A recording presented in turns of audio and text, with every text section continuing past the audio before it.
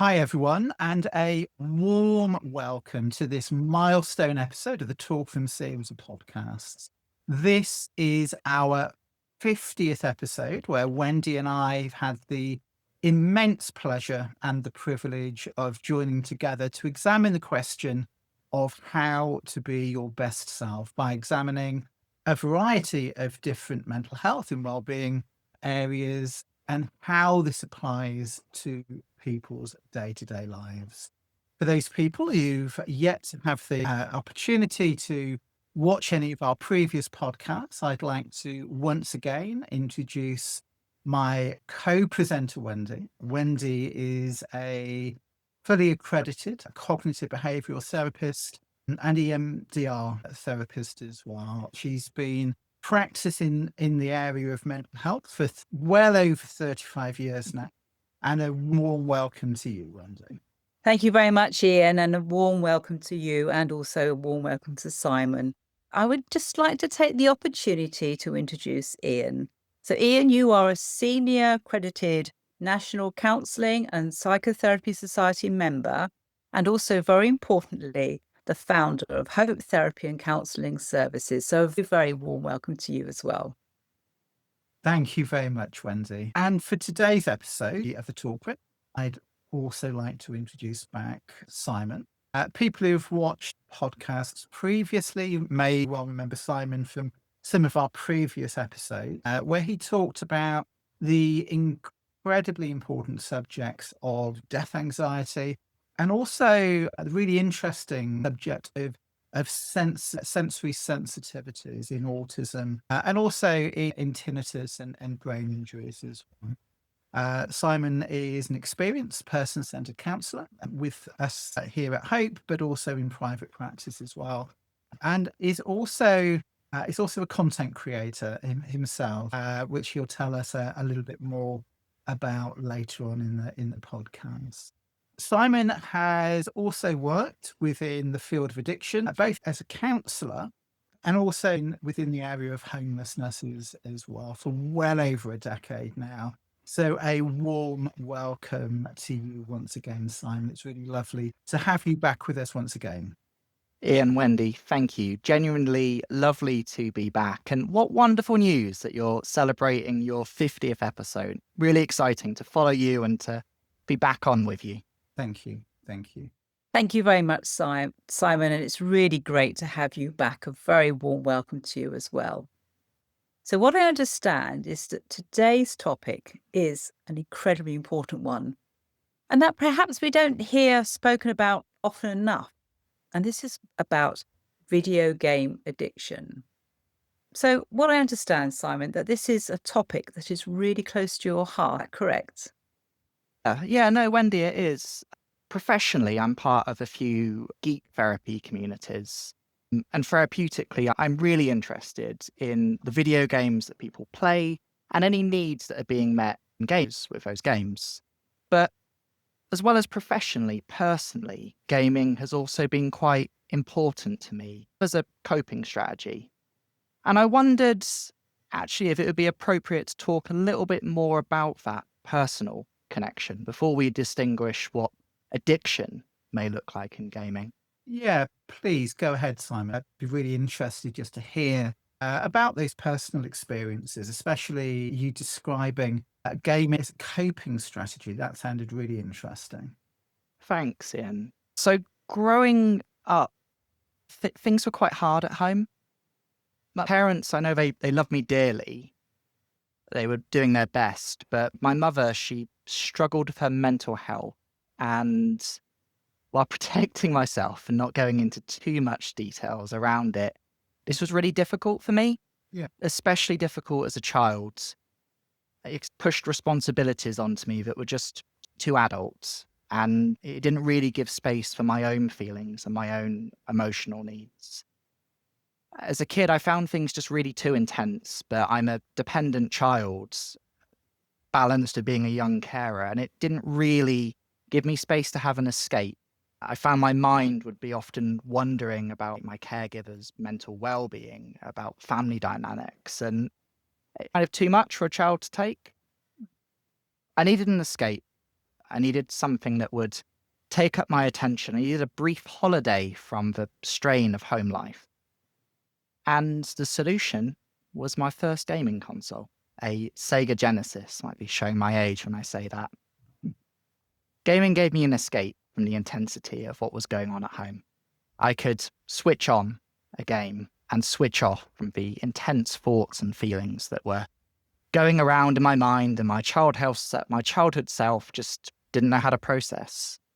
I could really immerse myself into a game. It captivated my mind, my hands, my feelings. It gave me a sense of pausing from life. And then as the gaming consoles evolved, so did life.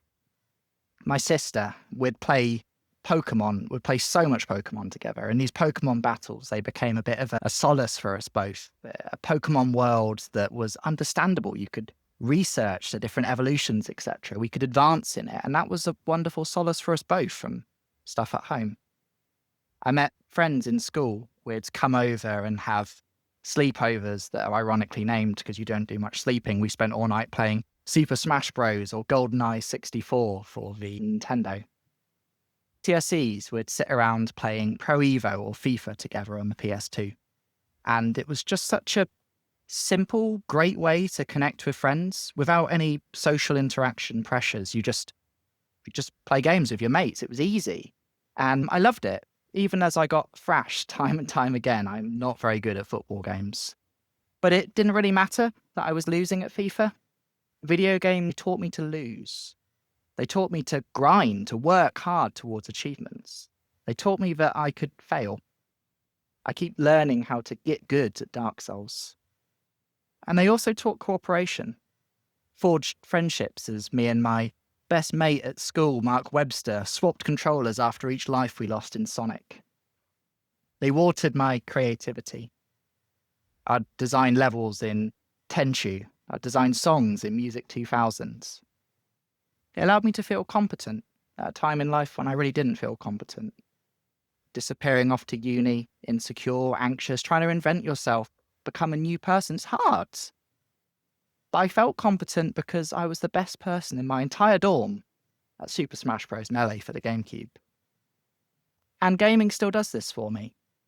If I'm feeling tired, dysregulated, if I need to process things a bit too big and I just want to process it passively, or if I need a break from the usual structure that fills up life, I can just switch on a console and play some more Elden Ring. I don't play games as much as I used to when I was a kid. Maybe it's because of the peace I'm creating in life. Maybe it's because things aren't so intense at home. But I still really love gaming. Even today, I'm looking forward to continuing the Shadow of the Erdtree DLC in Elden Ring, or continuing playing Baldur's Gate 3 with my wife through local co-op. What I want to emphasize today is our episode of A Talk Room is on video game addiction. But what I really want to emphasize from the forefront is that you are not broken. If you're listening to this and you find yourself powerless over your gaming, you are doing the best you can to cope. And your gaming habits, well, it's just what they're doing. They're helping you to cope. Thank you, Simon. And that was a hugely brave narrative about a really important aspect of your life. And I'm sure it was incredibly helpful for listeners to be able to hear that. I'm sure many people will be able to relate, maybe in slightly different way, what you described. So thank you so much. To know, both in theory and personally, that I say isn't to try to judge or to take away gaming, but to simply understand how those needs you so beautifully described are being met, being coped with, and to help someone just find control over their gaming. Wendy, Simon gave that really beautiful personal account of gaming, and I wonder if it would be helpful to just take a slight step back from that and look at the bigger picture about both gaming as well as gaming addiction. And I understand that you have some statistics that just help us to maybe understand that larger picture. Yes, certainly, Ian. Yeah, I do have some stats. Thanks you for that. And yes, I think it would be useful if I share them at the moment, if that's okay with you both. So in the UK, apparently about 10.84 million people enjoy gaming. So I think it's really important to understand it's a very normal activity enjoyed by about 1 in every 7 people, actually. Another stat is the average age of a gamer in the UK is 28, which is actually younger than many other countries, such as New Zealand, which has an average age of 35. And the point is, it's a significant amount of adults enjoy gaming. So this isn't to be seen as a young person's hobby, which I think we often assume it is, but actually something that anyone can enjoy. And then another interesting stat is that 48% of gamers are female. So gaming isn't also something that's only enjoyed by men, which I think is a stereotype, but actually only about half of the gamers out there are men. Another stat is internet gaming disorder was recently added to the ICD-11, and that's a manual that psychiatrists use to diagnose mental health issues. So actually, video game addiction is considered a real medical condition if it belongs in that diagnosis, and that's what it's for, to say it's a formal diagnosis. Figures are fairly wide, but it's estimated that 1.7, i.e. 10% of the US is reported to have an issue with gaming addiction. However, in the UK, there's just an estimate of about between 700,000 and 1 million people are said to have some sort of form of video game addiction. So that means that about up to 1 in every 11 gamers could be considered addicted.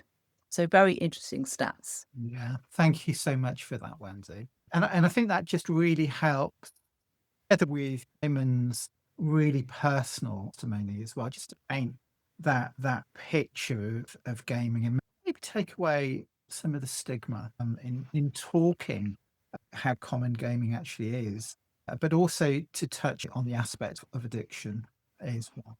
So, Simon, I understand that a lot of your work over the years has been in the more general field of addiction and recovery. And I wonder if you could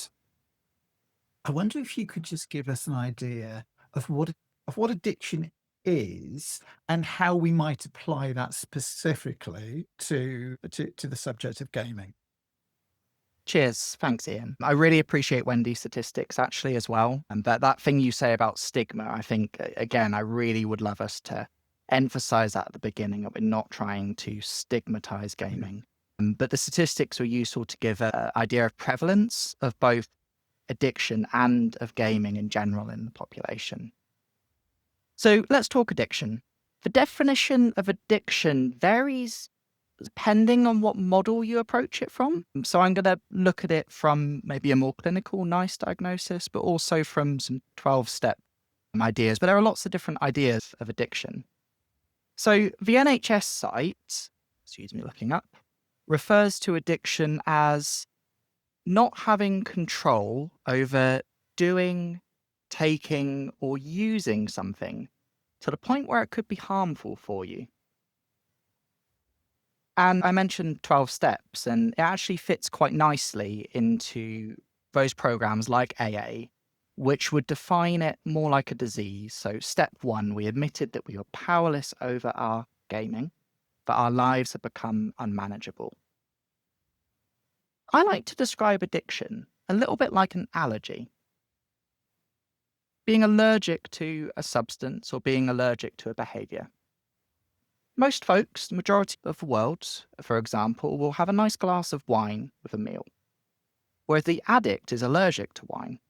They drink that glass of wine and they find themselves unable to stop drinking. They become powerless over their drinking. And it's the same with gaming. Addiction, it means being unable to pull ourselves away from our gaming habits. Even though we want to be powerless over our gaming, it's not a choice, physically being powerless to stop. I'm going to use another quote, another Another definition, this one's from the National Institute of Drug Abuse, and their definition is addiction is a chronic relapsing disorder characterized by compulsive drug seeking and use, despite the adverse consequences. And of that definition, I want to talk about just how much space addiction takes up in our lives and the painful result of just how massive addiction can become for us. It's almost like gaming addiction actually becomes like centric in our lives. And neurologically, it really does. That the brain structure will change in the brain as we go into any addiction, whether that be a substance or whether it be a behavioral addiction. And then structures around control, reward, as in what makes us feel good, and impulsivity alter to favor more gaming. It becomes a bit of a vicious circle. So picture we're going out on the lash, picture drinking. If we would drink every single day, eventually we'd start to build tolerance. I don't drink, so if I went out on a night, 4 pints, I would be anyone's. Whereas someone who drinks every single day, they might need 12 or more. And this thing around tolerance to substances is part of addiction. Eventually, once we start getting dependent, when we start getting addicted, we need copious amounts of a substance or behavior just to feel normal. And this is the same with behavioral addictions, whether that be shopping, gambling, porn, eating addictions, or gaming. We may start off playing a game like my little childhood self, escaping from stuff at home by switching on his Sega. We might start off playing a game to meet our needs and to feel good. But with addiction, it gets to a point where we need copious amounts of gaming, loads of it, not to feel good, just to feel normal. Thank you, Simon. And that just paints a really fascinating picture, actually, really fascinating about the subject of addiction and how we might relate that to gaming. So with that, I wonder if you could just perhaps touch on and you did slightly, but maybe just expand on some of the symptoms that we might experience with gaming addiction, if that's okay. That could be helpful. I'll expand on some of the symptoms. The most obvious one is compulsion to game. So a need to spend increasing amounts of time gaming, like I discussed previously with tolerance. And spending a lot of our time gaming, that compulsion, the addiction to game, means we lose our ability to do other things because our time is in the game. So we might struggle with our interoceptive needs, remembering to drink, remembering to eat, remembering to sleep, those kind of things, which can have obvious effects on our physical health. Our self-care might decline as well. We may not go to the doctors when a health condition comes up because we want to game. We may forget to bathe and wash and look after our hygiene. There are also physical health impacts from sitting in a static posture in our chairs all day or our gaming chair, particularly if we don't have a particularly good get-up. There can be impacts on our eyes from staring at a screen. And if we're not going outside as much because we're spending time gaming, we might struggle to get the daylight that our body needs to synthesize certain hormones or to get enough exercise to feel good. So as well as the physical impacts, we'll also likely neglect other parts of our life, our family, our relationship, our work, our school. And this can affect us developmentally as we're learning, and it can affect us financially because we're not having time to work and earn money. There can also, on the finances, be some very direct impacts. Let's say we're buying loot boxes, which have actually been outlawed in some countries, or we're buying new skins on Fortnite. That can become a bit like an addiction as we keep spending money to have these. It mirrors gambling addiction, really. If we're spending a lot of the time gaming, it may be that our social exposure will be filtered through the games that we play. And this is especially the case post-COVID, where physical face-to-face interactions are so much less. And this can make social interaction outside of our game of choice a much harder thing to do and not give us the same practice to develop those social skills outside of the common interest of a game.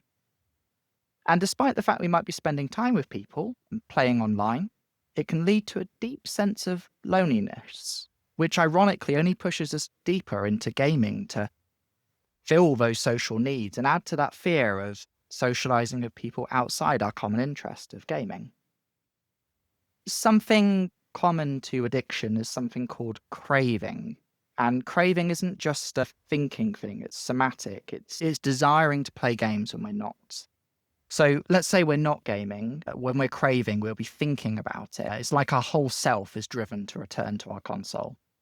And this can really rob us of the presence that things like hope with mindfulness help us to build, and cause us to get quite frustrated with people who block us from gaming. A common symptom of addiction, actually, is lying or manipulating those around us so we can use our substance more. It's not nefarious. It's just if we need something to feel normal, we will do anything to get it, including, say, we pull a sickie, for example, at work. I can't come in today, when really I've downloaded a new game. And for me, the scariest symptom of addiction is this is a clinical term called anhedonia, and it terrifies me. Anhedonia is an inability to find joy in anything else besides, in this case, addiction to gaming.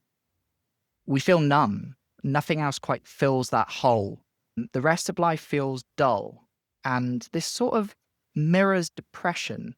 And it's really heartbreaking because of the effect of tolerance I discussed. Even eventually, the game doesn't make us happy, but nothing else does. Like I said, we're just gaming to feel normal.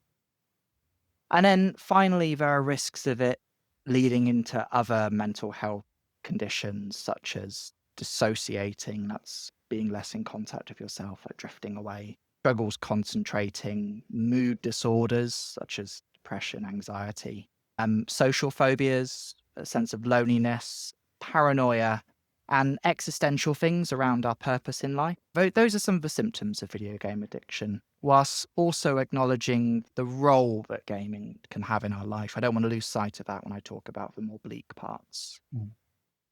I wonder if I could change the direction, actually, because we talked about where gaming takes us, but 50 ready episodes, we have some really experienced therapists in this room.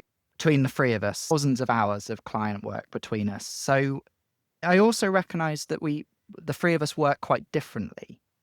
And I'll be quite interested in how each of you would work with somebody who presented with video game addiction. I'm going to abbreviate to VGA, take that acronym.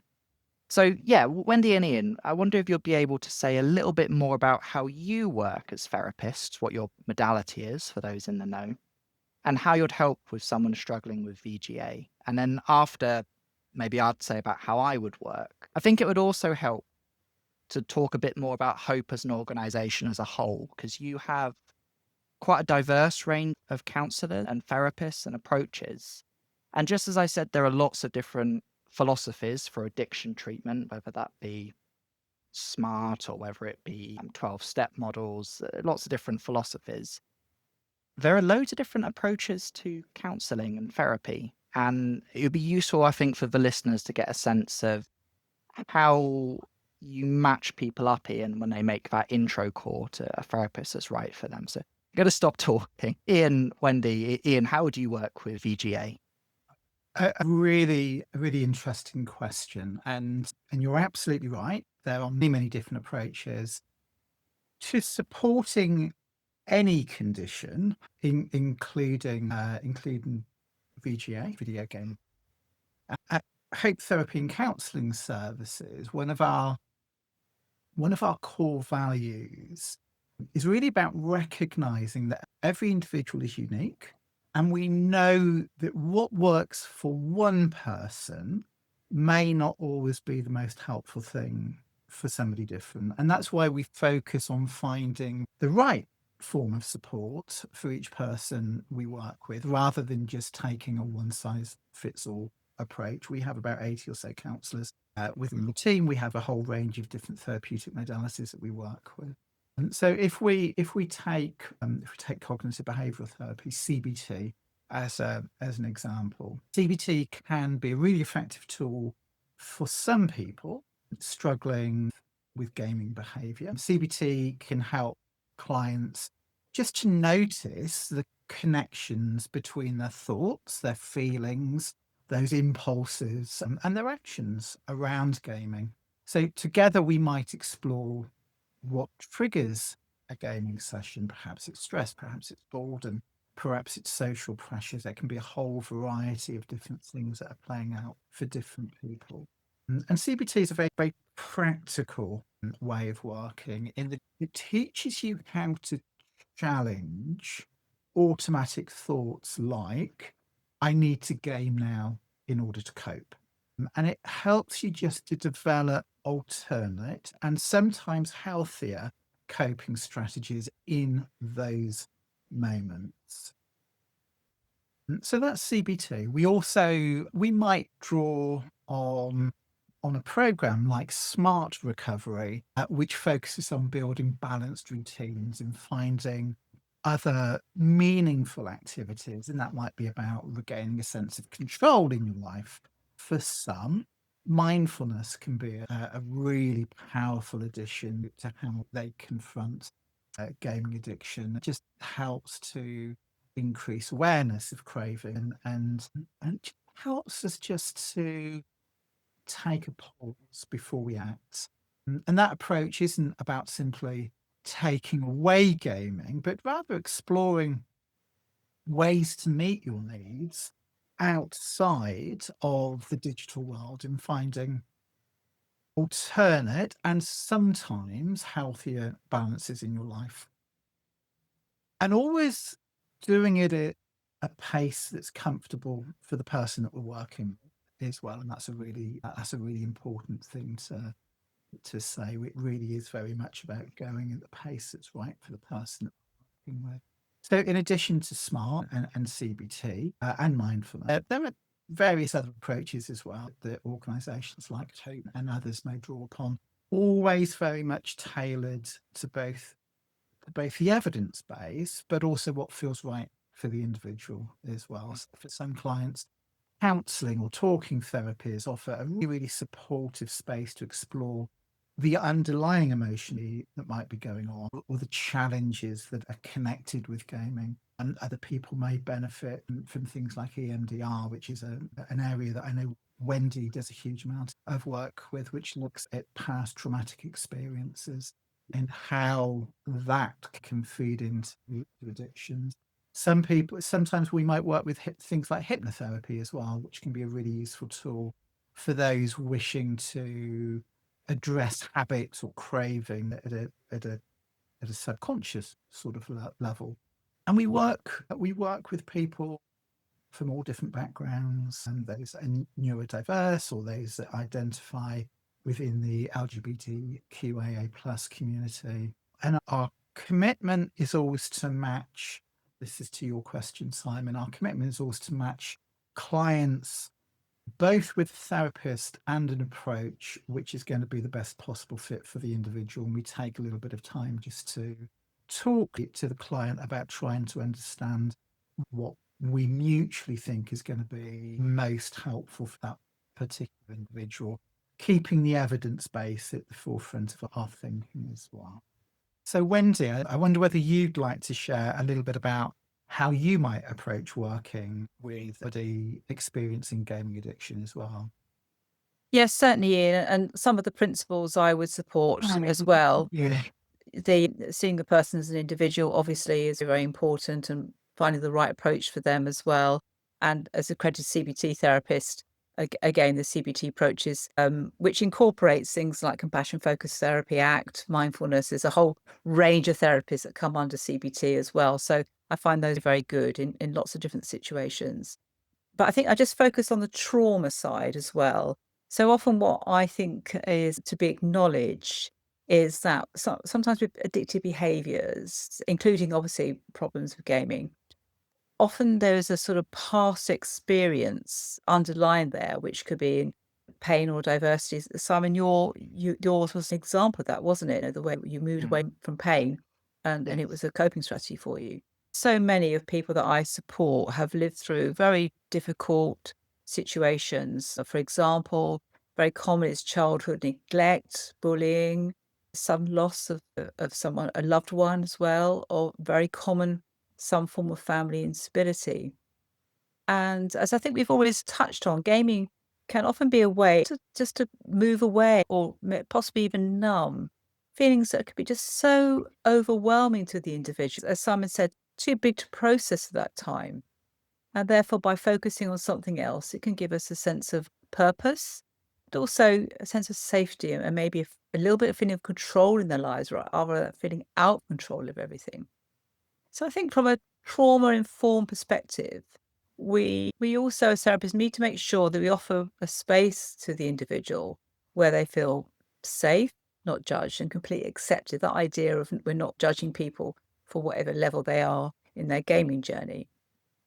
And as you already mentioned, Ian, therapies such as EMDR, which stands for eye movement desensitization reprocessing, which is a very long title for a therapy, can be really helpful for those who actually are still being affected, who haven't processed old memories or very distressing emotions that still fuel their need to this idea of distraction or escape into gaming. And what's really helpful is just sort of touch upon or just work gently, just to notice the links between these past traumas and emotional problems and distress and present gaming habits. So another thing which is really important is that people feel they can go at their own pace, and there's never any kind of thoughts or efforts put into therapy. It's very much the person needs to go at their pace. That's really important. And often there's a sort of like a joke going around that people just say, well, stop, just stop. And of course, it's never that easy, especially if you stop, then it brings back trauma memories from the past. You just can't handle them. You haven't got a system to process those as well. So it's really important to start with building strategies to help with strong emotions or memories. And I find that compassion focused therapy is really good at actually just treating yourself with understanding and kindness. So actually building a set of resources first before we start to try and stop the behavior. There's other trauma-informed approaches too, like the rewind technique. And it's just a really important checking in, which what feels right for you at the time. Again, going back to that control idea, is you might not feel control in your life, but you can have a sense of control within the therapy.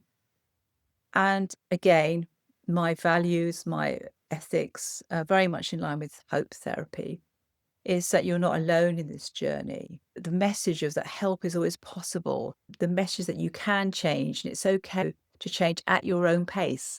And it's okay to make mistakes. It's okay. Sometimes you have to go through in that vicious circle time and time again. That's okay. And you just carry on and you just start again. So, Simon, would you like to tell us a little bit more about how you would approach gaming addiction, but in a more your style, your person-centered way? Yeah, yeah. I've really enjoyed asking that question, actually. Thank you both for your answers. I guess it kind of gives the audience chance to recognize that there are lots of different approaches to therapy. And if you look on the research, actually, on what works therapeutically, there's this theory called the dodo bird verdict, which is a lovely name. All shall have prizes from Alice in Wonderland. But the idea of a dodo bird verdict is that all of the different schools of therapy can actually be fairly equally effective at what they do. And what's most important is finding an approach that works for you and your preferences. And that's what the whole thing around these introductory calls that Hope offers, matching you with both a therapist that you get on with, but also a way of working that you get on with. Like Ian said, for example, mindfulness, practical way of building tolerance of ourselves, that's hugely helpful for cravings and self-awareness. Because like you mentioned with trauma, myself coping as a kid, if we stop gaming, all of those traumatic things come up, and things like mindfulness can help us build tolerance to our in the moment experience. I like as well, you're talking about more structured approaches, and some people really thrive if they've got a step-by-step kind of approach that walks them through it. They can trust in the process a lot more, whereas other clients prefer to kind of go with the flow. And both of them are completely right. There's a lot of evidence base actually for the SMILE CBT approaches. And Wendy, like you said, absolutely correct that trauma really predisposes us to addiction. A lot of the stuff I do at work in the day is group work with clients. And you're aware that underneath the surface, there's lots of traumatic experiences and trying to work in the here and now for safety, but incredibly valuable being able to do that kind of intimate one-to-one work, the EMDR, the rewind, the compassion stuff, to look at some difficult things that have happened to us either as adults or children that have meant that we've needed to seek that solace in gaming and have caused it to go from something that was nurturing us to problematic. I'll answer as well. So like you say, Wendy, I am a person-centered counsellor, and if that might mean something to you, and if it doesn't, that is fine. It's a more relational approach to therapy. It's quite tailored to the individual. Things like you say, Ian, around neurodiversity, for example, it can be different in how we use gaming depending on ourselves and our history. Person-centered is very much at your pace, and the idea is it's equipping you to lead the therapy so that you can access your ability to lead your own life out of difficulties. There's a mirroring that goes on there. And there are 3 attitudes behind person-centered philosophy, which I imagine you two also incorporate elements of into your own practice. And the first attitude is around radical acceptance. I see you as doing the best you can. I really value you throughout therapy. And there's almost like a contagiousness about being liked and admired in that way. We can start to absorb that same self-compassion, that same value for ourselves, that I'm okay, I'm not wrong, I'm not broken, I'm doing the best I can for myself in this moment, and I can access that to move in other ways, just as I accessed gaming to begin with to cope with difficult things. The second value is deep empathy. So being curious about your experience, because your whole world makes sense from your perspective. I can do inordinate amounts of training, I can give a talk on video game addiction, all of that stuff, but it counts for nothing because the world makes sense when you understand you. So empathy is being open to how you communicate. And that might be in an emotional way, it might be in a creative way, it might be in a story way, it might be that we spend lots of sessions talking about the games you play. I'd be fascinated to spend a session talking about your favorite game. That would be amazing. I trust that stuff would come out of that. And the theory behind empathy and giving that kind of deep understanding is if you are empathized with by a counsellor, it helps you forge empathy for yourself. It builds connection with your inner person. And the third attitude to person-centeredness is realness. Me being real, you being real as well, helping you to face things that are actually pretty ruddy uncomfortable, being open to whatever the experience, whatever comes up. Let's talk about Dungeons and Dragons. I don't know if you can see my DICE t-shirt. Quite proud of it. As a therapist, I want to form a party with you. I want to journey with you to face the BBEG of video game addiction. I will be an adventurer. I will have my own abilities and skills. And you will too. You'll have your own abilities and skills. And I would like to help you to level up, to develop your skills, develop your abilities, recognizing they're different to me, different to the things I talk about in the course, but your own journey will help you to face video game addiction. And I trust that we will be able to handle the encounter. The challenge rating won't be too high. I'll stop with the analogy. And to talk more generally on gaming, I am also on YouTube, and my channel's called Simon's Listening. And either there or on my website at www.simonslistening.co.uk, you'll find 2 videos on why do you play video games. And you can watch those whilst watching me play through Dark Souls 3 or Skyrim. And in those videos, I expand a little bit more on some of the needs you may be meeting in your gaming. And this list I'm going to give you isn't exhaustive. There are lots of needs you might be meeting, but I talk a bit more about our needs that we meet. Alexander Chris wrote a book, and one of the things he talks about is rather than saying addiction, he uses the word compulsion. And something he said is we feel the compulsion to game because our subconscious needs to gaming haven't been actualized or understood in the real world. And therapy is around recognizing the needs being met in gaming so that we can meet them outside of gaming. And that decreases our compulsion to game. So I'm going to summarize an hour and 10 minutes worth of points by listing a couple of needs we might be meeting with gaming, and just keep an open ear because some of these might resonate and some don't. But keep an open ear to think about, what am I doing when I'm gaming? How's this helping me? So we may be helping us to pause or escape. Maybe we want a sense of mastery. Maybe we would like to level up. Maybe we'd like to optimize our life. There may be a sense of exploration. It may be that we want to role play. We might be meeting our social needs, building social skills, or combating that deep sense of loneliness. It might be an opportunity to test out our morality, own immoral things. It might be that we want to compete with other people. It may be that we need to safely have a chance to fail. It could be that we just play games for the fun of it. We want to be stimulated. Maybe it helps to regulate our mood. Gaming can help us build empathy for people that are different to us or for ourselves.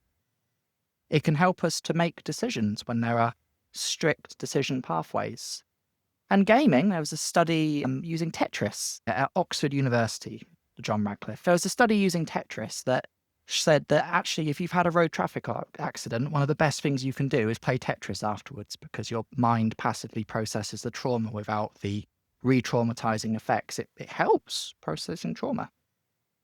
So what I'm trying to say in listing up that list of 17 odd things that we can do when we game is to recognize that some of the needs we are meeting can help us to meet those needs outside of a game. Because your addiction to gaming isn't an addiction. It makes sense when you understand you. I also might put in some more recovery-focused theories and blend that into person-centeredness. So stages of change is a model that's quite often used in recovery. And what I want to say is stopping, so I think you mentioned this, Wendy. Just stop. It's not that easy. Stopping something is quite a long journey. For example, with me with alcohol, 6 months of considering it before I stopped drinking. And a lot of the decisions that we make happen while we're still actively using. In the same way, you might be having little thoughts, oh, I'm gaming a little bit too much, or, oh, I forgot to drink today, or, gosh, I'm really tired at work. You might just be having little urges that I might stop. But there can be lots of different stages of where we are with our decision to stop or change. We cannot stop gaming as well if we have nothing to replace it with.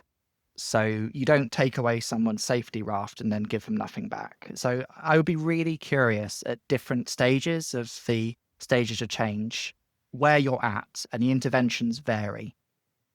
So let's go over a few cases. Let's pretend I am spending 12 hours a day gaming. I'm forgetting to drink and people are complaining at me. I've lost my job. I am really gaming hard.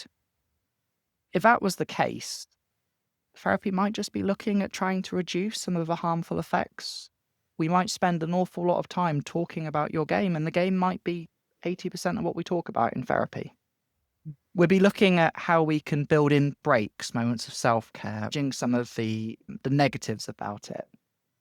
And we'll do this with a position of curiosity rather than judgment. Let's say I used to game problematically, but now I have stopped. I've not gamed in 2 months. I'm feeling a bit flaky because I've got this anhedonia stuff I described and nothing else feels quite as, getting through life. What if I was here? I might be working more with relapse prevention. So we might be looking at what risks might lead to you heading back into destructive cycles of video game addiction. What situations might come up, feelings, thoughts, places. Little cues that we're heading towards a relapse. Relapses are rarely just sudden things that happen. Usually we've been having seemingly irrelevant decisions, SIDS as we call them in recovery. And how we can cope with triggering events. We may also be trying to work out whether abstinence is right for you. Maybe it feels gaming's a all or nothing. I cannot play because I can't control myself.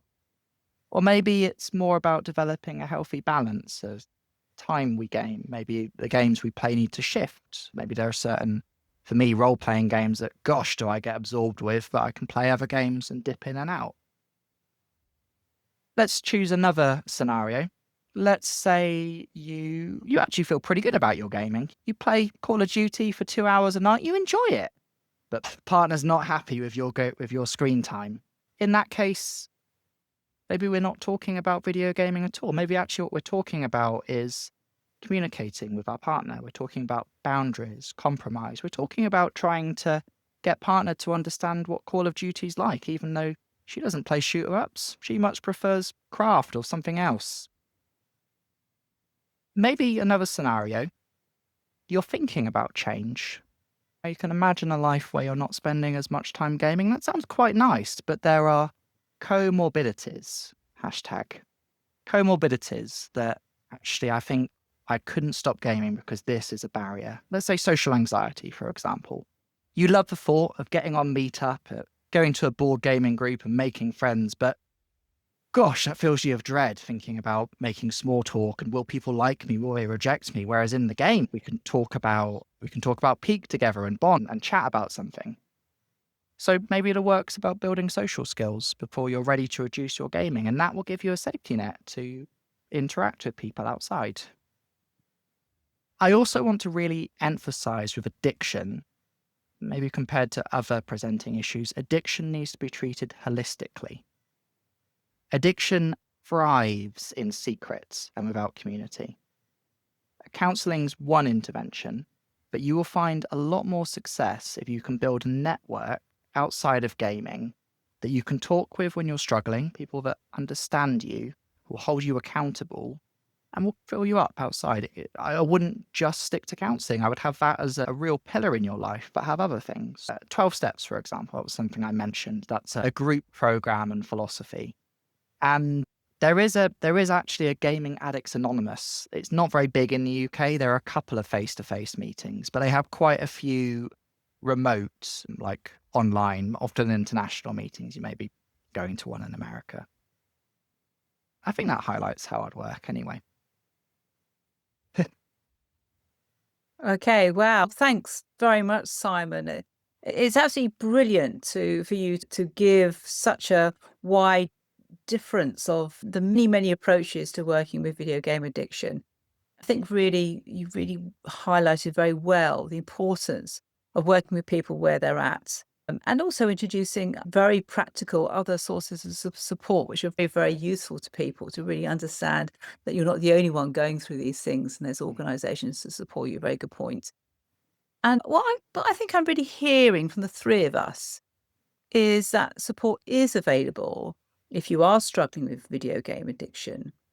So no one needs to face this alone, and that organizations such as Hope or yourself offers the support that you probably need in recovery. I think it's a very hard thing personally to do yourself. I think the support that therapy brings is very useful.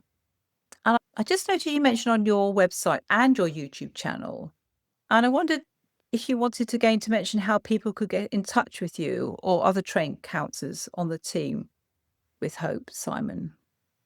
Yeah, no, cheers, Wendy. Yes. So you can find out more about me personally. I'm on Facebook at Simon's Listening Counselling Services. My website is www.simonslistening.co.uk. And like you, I'm also on YouTube. My channel's called Simon's Listening. And you'll find a whole playlist on things like autism, video gaming, and geek culture. I'm also one of the counsellors on the team with Hope. So you can get in contact with me just by getting in contact with Hope. And that's a really good way of doing it because you could speak with someone like Ian and find out about lots of different approaches tailored to you. So if you want to work with me directly or one of our other experienced counsellors, CBT therapists, mindfulness coaches, or other professionals who can support you if you feel alone and stuck in your gaming, then please feel free to either check out my personal details and content or to get in contact with Hope. Speaking of YouTube, Wendy, I have very much enjoyed your channel. It was like over 100 little videos. I really enjoyed watching them. And I wondered if you wanted to plug how our listeners might find out more about you. Yeah, absolutely. So my website is my name, wendycastellina.com. And there's lots of free download video resources there. There's some ebooks there about stress, anxiety, and overwhelm. exam stress, and some meditations there as well. And there's also links to my YouTube channel there. So you can either just Google wendycasino.com YouTube or just go via my website. And the idea is to really enable people to find ways to help them as well. Sometimes people can't afford therapy. There's lots of different ideas about self-help materials. Other people might not be ready to engage in therapy yet. So actually understanding what they can do to help themselves is one step forward as well. So and this is why we do the podcast, it's very about educating people about their mental health and well-being, so they start to make steps forward as well. So thank you very much for asking.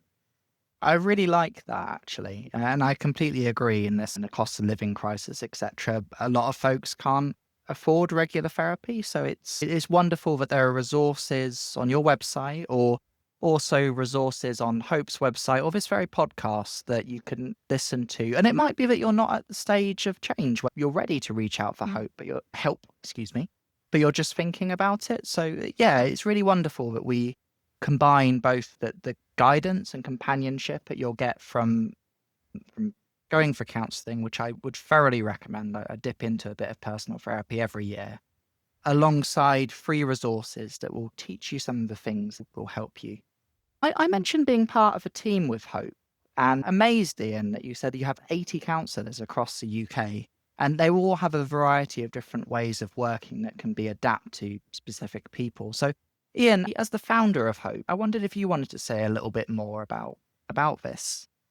Yeah, thank you so much, Simon. We have a little over 80 counsellors within Hope, and we work with a whole variety of different presentations, different conditions. We have different counsellors who adopt different therapeutic approaches, and we offer a free consultation with everybody that reaches out to Hope, where we just take a little bit of time trying to understand a little bit about what somebody is coming into counselling with, but a little bit about their personality and who they feel that they might best connect with as well. As I say, we have a large team, so we can be really quite specific about making sure that the person that we place people with is going to have the best possible experience, but also be the best personality match for that person as well. And as you said earlier, Simon, the relational aspect of counselling is just such an important aspect. It's important we get that right as well. We work with video game addiction. We have people such as yourself, but we have other people who work with that as well. But we also work with some of the underlying causes of video game addiction as well. So we can either work directly with VGA, or we can be focused on maybe some of the things that are feeding into why people are engaging with it. People are very welcome to get in touch. The web address is www.hopeforminds.co.uk. That's www.hopeforminds.co.uk. We have lots and lots of free resources on the website. If people aren't quite ready to reach out, they're very welcome to look at those resources. But if people just want to have a free chat, a free consultation with us, where we can just talk through things in a little bit more detail, they're very welcome to do that as well. And obviously we have this podcast, but we also have a social media presence, Facebook and Instagram, and we have a whole YouTube channel with what I think is now a few hundred resources that are available to people as well. So there's lots and lots of free resources out there.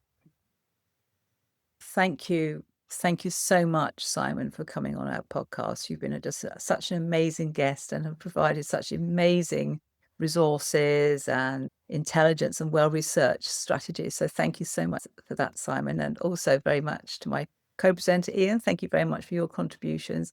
And thank you, everybody, for listening. And we hope to see you again, where we explore another podcast to explore all our need for our mental health and well-being. Thank you very much. Thank you so much, Wendy and Simon. Thank you. Cheers.